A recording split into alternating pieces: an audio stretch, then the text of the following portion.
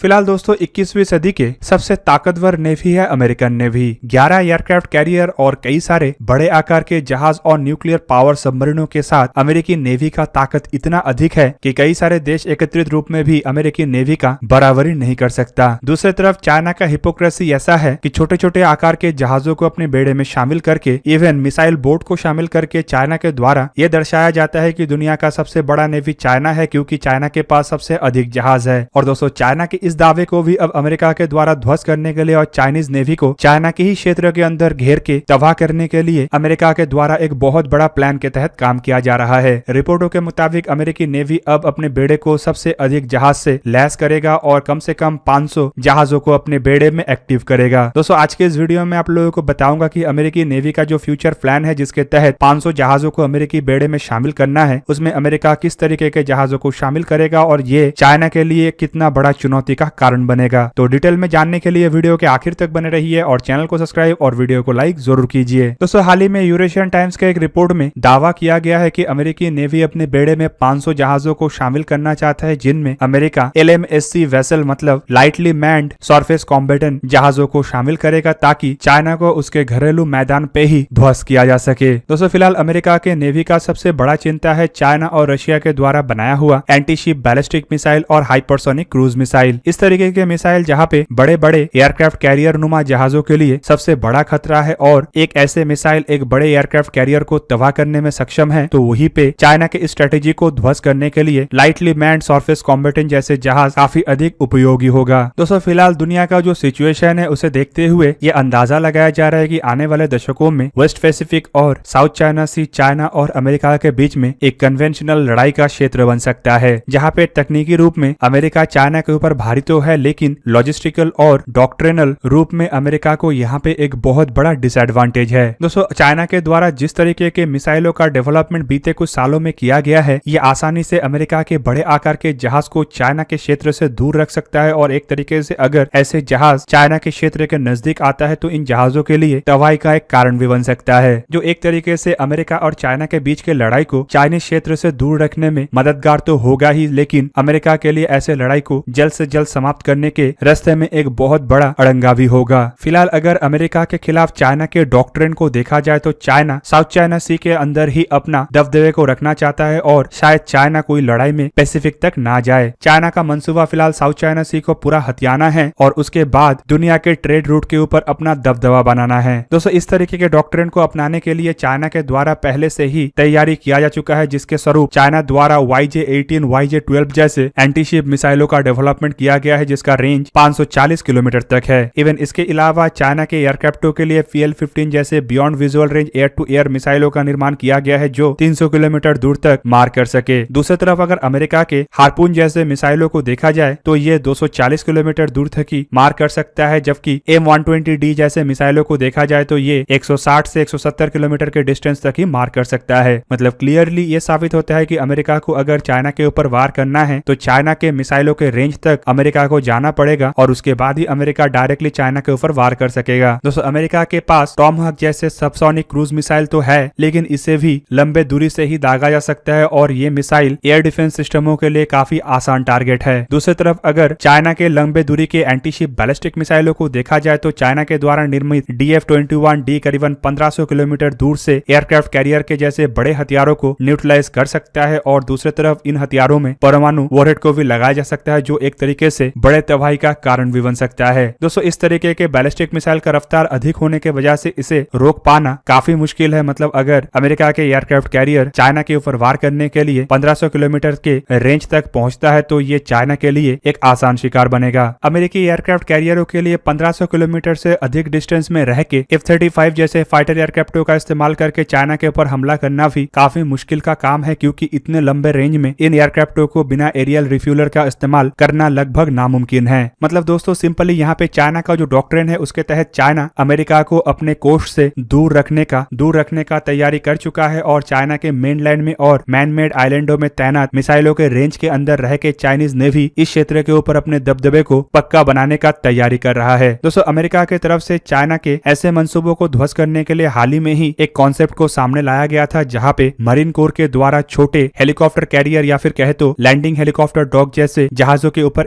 F-35 के इस्तेमाल का बात कहा गया, जो रिलेटिवली एयरक्राफ्ट कैरियरों से छोटा होता है और काफी किफायती होने के वजह से जिसके ऊपर खतरा अगर अधिक हो भी तो अमेरिका के लिए अधिक चिंता का विषय नहीं बनेगा। पर अब उस तरीके के प्लान के अलावा अमेरिका के द्वारा चाइना के ऐसे डॉक्ट्रिनों को ध्वस्त करने के लिए एक नया डॉक्ट्रिन के तहत आगे बढ़ने का इरादा बनाया गया है। दोस्तों इस तरीके के कॉन्सेप्ट को फिलहाल lightly manned autonomous combat capability program या फिर लाइटली मैन्ड सरफेस कॉम्बैटेंट का नाम दिया गया है। कुल मिला के ऐसे प्रोग्राम को यूएस मरीन कोर के फोर्स डिजाइन 2030 के कॉन्सेप्ट या फिर लाइटनिंग कैरियर कॉन्सेप्ट के हिस्से के रूप में भी देखा जा रहा है, जो काफी हद तक अमेरिका के ये नया डॉक्ट्रिन को सपोर्ट भी कर सकेगा। बेसिकली इस डॉक्ट्रिन के तहत अमेरिका के द्वारा मध्यम साइज के सेमी ऑटोनोमस प्लेटफॉर्म को बनाया जाएगा जो कई तरीके के रूट लाइन नेवल मिशनों को अंजाम दे सके, जैसे कि anti submarine warfare, amphibious landing, littoral combat support, limited land attack, anti ship and air defence role. और इस तरीके के रोल को अगर ऐसे छोटे आकार की या मध्यम आकार के जहाजों के द्वारा काफी कम संख्या के क्रू के द्वारा निभाया जा सकेगा तो एक तरीके से बड़े मिशनों के लिए अमेरिका के बड़े आकार के डिस्ट्रॉयर, फ्रिगेट जैसे जहाजों को फ्री भी रखा जा पाएगा। इवन अगर देखा जाए तो हाल ही में यूएस नेवी के फ्यूचर नेवल फोर्स स्टडी के द्वारा ये रिवील किया गया है कि अमेरिकी नेवी को अभी कम से कम 500 जहाजों के फ्लीट को बनाना है, जिनमें की ज्यादातर छोटे आकार के सेमी ऑटोनोमस या फिर अनमैन्ड वेसल रहेगा। साथ में लॉजिस्टिक फोर्स को भी एक्सपैंड करना है ताकि बड़े आकार के सरफेस कॉम्बैटेंट और एयरक्राफ्ट कैरियरों के ऊपर से रिलायबिलिटी को घटाया जा सके और इसके संख्या को भी कम किया जा सके। और ये सभी कुछ चाइना के साथ भविष्य में लड़े जाने वाले लड़ाई को ध्यान में रखते हुए बनाया गया डॉक्ट्रिन मतलब डिस्ट्रीब्यूटेड मैरीटाइम ऑपरेशन का ही कॉन्सेप्ट के स्वरूप में देखा जा रहा है। दोस्तों इस तरह के कॉन्सेप्ट के तहत जिस तरीके के हथियारों के आर्किटेक्चर को बनाया जा रहा है उनमें बताया जा रहा है कि ऐसे जहाज होगा जिनमें 2 6 क्रू वाले एम्प्टी केबिन के साथ साथ क्रू केबिन में 4 अतिरिक्त बेड होगा ताकि एक मरीन प्लाटून को कैरी किया जा सके। दूसरी तरफ छोटे आकार के शॉर्ट रेंज या फिर लॉन्ग रेंज बोटों को भी बड़े हथियारों के या फिर 30 मिलीमीटर गन के जगह में स्वाम अटैक के लिए तैयार किया जाएगा। इवन इसमें छोटे आकार के एयर डिफेंस के लिए कुछ सरफेस टू एयर मिसाइल और जेवलिन को भी लगाया जा सके ताकि इसके द्वारा जेवलिन मिसाइलों को भी फायर किया जा सके। रिपोर्टों के मुताबिक दूसरी तरफ थोड़े बड़े आकार के जहाजों में नेवल गन के जगह में 105 मिलीमीटर के हाउर्जर जैसे हथियारों को तैनात किया जा सकेगा ताकि ये लैंडिंग मिशनों में ट्रूप्स के सपोर्ट कर सके। इवन इसके अलावा स्पाइक या फिर जेवलिन जैसे मिसाइलों को एंटी बोट ऑपरेशनों के लिए भी इस्तेमाल करने के लिए इरादा बनाया जा रहा है ताकि एक तरीके से ग्राउंड फोर्स को भी एक समर्थन दिया जा सके। और इसमें सबसे आखिरी और महत्वपूर्ण हथियार miniature hit to kill missile, जो कि एक एडिशनल डिफेंस प्रोवाइड करेगा ताकि फ्लीट को एक लो एंड एरियल थ्रेट जैसे कि unmanned aerial vehicle, rocket, swarm threat से बचाया जा सके। और दोस्तों ये जो जहाजों के डेक में इस्तेमाल होने वाले गन के एयर डिफेंस कैपेबिलिटी है उसे भी रेप्लिकेट कर सकेगा। मतलब दोस्तों एक तरीके से जहाँ पे एयर डिफेंस के खिलाफ स्वाम ड्रोनों को इस्तेमाल किया जाता है वहीं पे ही चाइना के ऐसे एंटी शिप क्रूज मिसाइल और एंटी शिप बैलिस्टिक मिसाइलों के खिलाफ अमेरिका बड़े आकार के एक टास्क फोर्स के जगह में छोटे आकार के कई सारे टास्क फोर्स इस्तेमाल करना चाहता है ताकि चाइना के बेड़े के मिसाइल ये समझ ना सके कि किसे टारगेट बनाया जाए और किसे छोड़ दिया जाए। इवन अगर इससे चाइना इनिशियली कुछ अमेरिकी जहाजों को निशाना बनाने में सक्षम होता भी है तो एकत्रित रूप में इतने बड़े आकार के झुंड को चाइना के लिए रोक पाना लगभग नामुमकिन होगा। कुल मिला के दोस्तों अमेरिका के जो डिसएडवांटेज है उसे अमेरिका के द्वारा ये नया डॉक्ट्रिन के तहत बदलने का इरादा बनाया जा रहा है ताकि अमेरिका चाइना के बड़े आकार के लॉन्ग रेंज मिसाइलों को काउंटर कर सके। दूसरी तरफ लाइटनिंग एयरक्राफ्ट कैरियर के कॉन्सेप्ट अमेरिका की हवाई सुरक्षा को भी पक्का करने में काफी अधिक भूमिका निभा सकता है, क्योंकि एक एयरक्राफ्ट कैरियर के जगह में अगर अमेरिका के द्वारा एक से अधिक एयरक्राफ्ट कैरियरों को एयरक्राफ्टों के साथ चाइना के डिफेंस जोन के अंदर प्रवेश कराया जाता है तो चाइना शायद 1 या 2 ऐसे एयरक्राफ्ट कैरियरों को ध्वस्त करने में सफल भी हो, लेकिन बाकी के जो एयरक्राफ्ट कैरियर है वो अपने मिशनों को तब तक अंजाम दे चुका होगा और चाइना के इस तरीके के मिसाइल बैटरीज तब तक अमेरिका के द्वारा ध्वस्त कर लिया गया होगा। कुल मिला के अमेरिका के फ्लीट को देखते हुए चाइना के द्वारा बीते कुछ सालों में एक बहुत बड़ा डॉक्ट्रिन को अपनाया गया और चाइना इसके ऊपर पिछले कई सालों से बड़े मात्रा में इन्वेस्ट भी किया है। पर अमेरिका के एक ही डॉक्ट्रिन ने चाइना के हर तरीके के इन्वेस्टमेंट को पूरी पलट दिया है और चाइना को फिर से अब नए डॉक्ट्रिन के स्वरूप सोचने पे मजबूर कर दिया है। दोस्तों कुल मिला के ये एक तरीके से कोल्ड वॉर का हिस्सा भी है जहाँ पे दुश्मन के डॉक्ट्रिन के खिलाफ नया डॉक्ट्रिन लाया जाए ताकि दुश्मन कंफ्यूज हो जाए कि सामने वाला वार करेगा तो कैसे करेगा और अगर वार करता है तो उसके खिलाफ कैसे लड़ा जाए। तो दोस्तों ये था आज का वीडियो। अगर आपको वीडियो अच्छा लगा तो उसे लाइक कीजिए और मेरे चैनल को सब्सक्राइब कीजिए और साथ में बना हुआ बेल आइकन को भी प्रेस कर दीजिए ताकि आप मेरा वीडियो देख पाए सबसे पहले। जय हिंद।